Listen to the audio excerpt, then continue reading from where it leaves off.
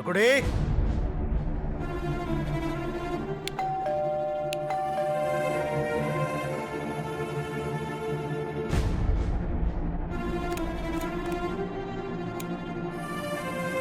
என்ன பாண்டிமா கதவு பூட்டிருக்கு?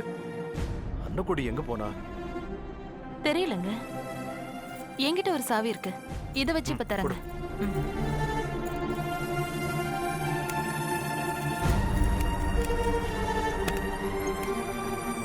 பாண்டிமா, ஒரு சொம்பு தண்ணி கொண்டு வா. இத கொண்டு வரேங்க.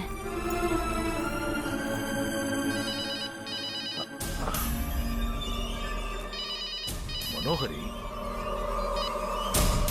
சொல்லு மனோகரி. அப்பா, அம்மா வீட்டுக்கு வந்துட்டாங்களா? இல்ல மனோகரி, நானும் பாண்டியம்மாவும் வீட்டுக்கு வரும்போது கதவு பூட்டிதான் இருந்துச்சு. ஆமா, அன்னக்குடி எங்க போயிருக்கா? எங்க வரக்கூடாதோ அங்க வந்துட்டாங்கப்பா. எது தெரிஞ்சுக்க கூடாதோ அதை தெரிஞ்சுக்கிட்டாங்க. என்னம்மா சொல்ற? ஆமாப்பா, எங்களுக்கு தெரியாம கவிதா யாருங்கிற விஷயத்த நீங்க மறைச்சு வச்சிருந்தீங்கல்ல, அந்த ரகசியம் இன்னைக்கு வெளிச்சத்துக்கு வந்துருச்சு.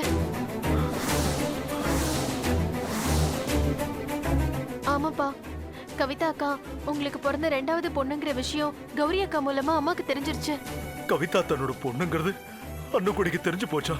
ஆமாப்பா, இன்னைக்கு கோயில்ல வச்சு சித்தார்த் மாமாக்கும் கவிதா அக்காக்கும் கல்யாணம் நடக்கிறதா இருந்துச்சு. இந்த விஷயம் தெரிஞ்ச அம்மா ஆத்திரமா கல்யாணத்தை நிறுத்துறதுக்காக அங்க வந்தாங்க. வந்த இடத்துல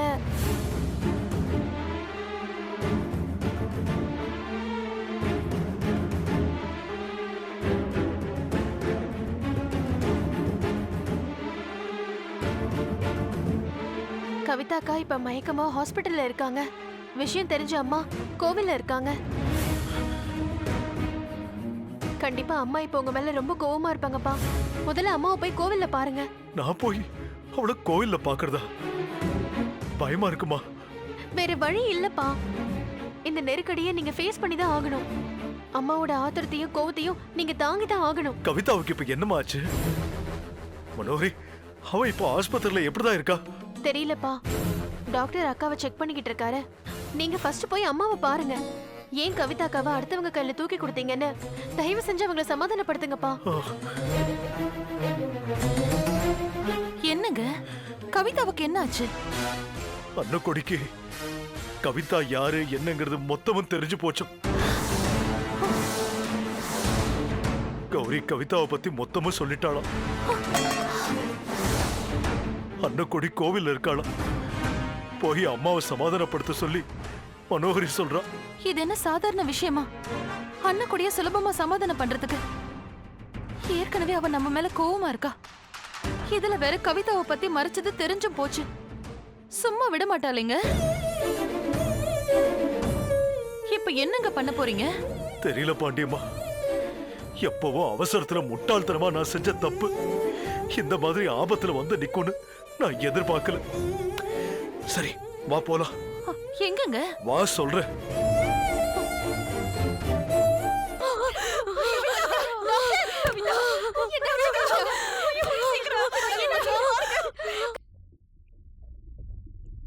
வா பாண்டியம்மா.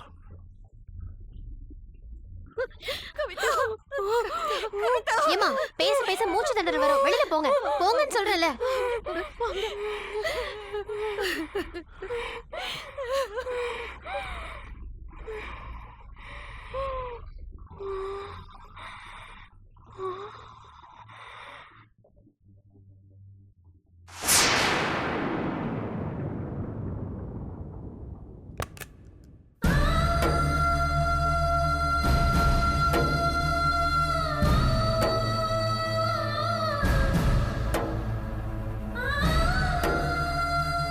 ரெண்டாவதா பிறந்த பெண் குழந்தை செத்தே பிறந்துச்சு அண்ணன்.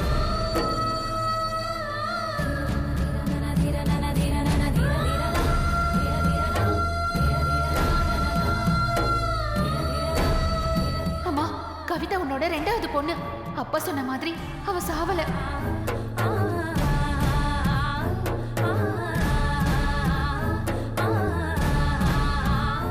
எனக்கு 2வது பிறந்த குழந்தை செத்து பிறந்துச்சா?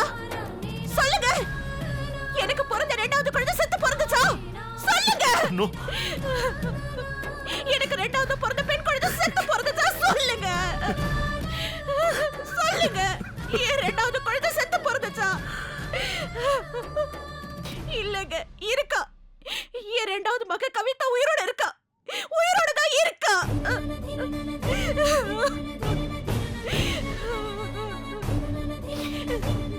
நான் பெத்த மக உயிரோட தான் இருக்காங்கிற விஷயமே தெரியாம நான் தான் இத்தனை வருஷம் பணமா வாழ்ந்திருக்கேன். என் மக உயிரோட தான் இருந்திருக்கா. நீங்க எதை சொன்னாலும் நம்புவேங்கிற ஒரே காரணத்தை மனசுல வச்சுக்கிட்டு இந்த மாதிரி எல்லாம் போய் சொல்லி எல்லாரும் என்ன ஏமாத்திருக்கீங்கல்ல. இந்த அன்னக்கடி ஒரு பைத்தியக்காரி. எதை சொன்னாலும் கேப்பா, எதை சொன்னாலும் நம்புவானு.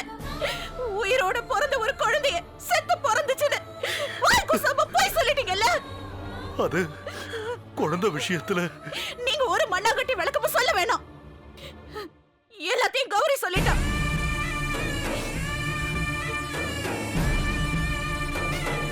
எவனோ ஒரு ஜோசியக்கார சொன்னா, எவனோ ஒரு டாக்டர் சொன்னான்னு நான் பெத்த வைரத்தை இவங்க கிட்ட வாரி கொடுத்திருக்கீங்கல்ல. உங்களுக்கு எல்லாம் மனசாட்சியே இல்லையா? என் பொண்ணு, நான் பெத்த என் தங்கம் இந்த தாயோட அணைப்பு இல்லாம எங்கேயோ அனாதை மாதிரி வாழ்ந்திருக்கா. அனாதை மாதிரி வளர்ந்திருக்கா. அம்மா, கவிதா உங்க மகதான். ஆனா அவளை அனாதை மாதிரி எல்லாம் வளர்க்கல. என் பாசம் மொத்தத்தையும் கொட்டி அவளை ராணி மாதிரி வளர்த்திருக்கேன். ஐயோ அம்மா, நான் உங்களை குத்த சொல்லலம்மா. நீங்க தெய்வம். என் மகளை உங்க மகளா வளர்த்த தெய்வம். உங்களை நான் குறை சொன்னா என் உடம்பு உயிரோட இருக்கும் போதே பொழுத்து போயிடும். என் மனசுல இருக்கிற ஆதங்கத்தினால அனாதை மாதிரி வளர்ந்துட்டான்னு சொல்லிட்டேன். என்ன மன்னிச்சிடுங்க. பாத்தீங்களா, பாத்தீங்களா, இதுதாங்க தாய் பாசம். இந்த அம்மா என் மகளை சுமக்கல, வலி எடுத்து பெக்கல. இருந்தாலும் நான் சொன்ன தப்பான ஒரு வார்த்தைக்காக எப்படி துடிச்சு போனாங்க பாத்தீங்களா? இதுதாங்க, இதுதான் தாய் பாசம். நான் தெரியாம தான் கேக்குறேன். என் ரெண்டாவது மக செத்து போயிட்டான்னு அப்பதான் போய் சொன்னீங்க. இப்ப அவ கௌரிக்கு போட்டியா வந்து நின்னப்ப உண்மை தெரிஞ்சிருக்கும்ல. அப்பவாவது கௌரிக்கு போட்டியா வந்திருக்கிறவ நம்ம ரெண்டாவது மக கவிதா தானே சொல்லிருக்கலாம்ல. ஏன் சொல்லல? சொல்ல விடாம எது உங்களை தடுத்து நிறுத்துச்சு? குற்ற உணர்ச்சியா? இல்ல எதுக்கு இத அவகிட்ட சொல்லணும்னு உங்க ஆம்பளை திமிரா? அப்படிலாம் இல்ல அண்ணோ. உங்ககிட்ட சொல்ல பயமா இருந்துச்சு. என்கிட்ட சொல்றதுக்கு உங்களுக்கு பயமா இருந்துச்சு.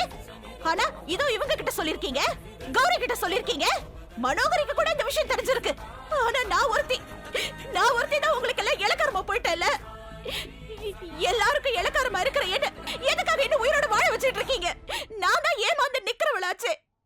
நான் ஏமாந்து நிக்கிற நேரத்துல ஏதாவது விஷயத்தை கொடுத்து என்ன கொண்டு இருக்கலாம்ல. நான் எதுக்கு உங்களுக்கு தூரமா, மண்ணுக்கு பாரமா? என்னம்மா இது? ஏன் இப்படி எல்லாம் பேசுற? நான் உன் அம்மாவா பேசல, கவிதாவோட அம்மாவா பேசிட்டு இருக்கேன். 10 மாசமா சுமந்த என் பொண்ணு 22 வருஷமா தொலைச்சிருந்த அம்மாவா பேசுறேன். யாரும் குறுக்க வராதீங்க.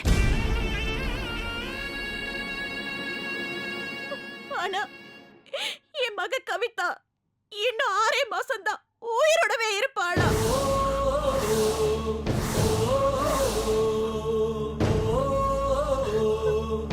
ஆமா, அவ ஆயுசு இன்னும் 6 மாசம் தானா.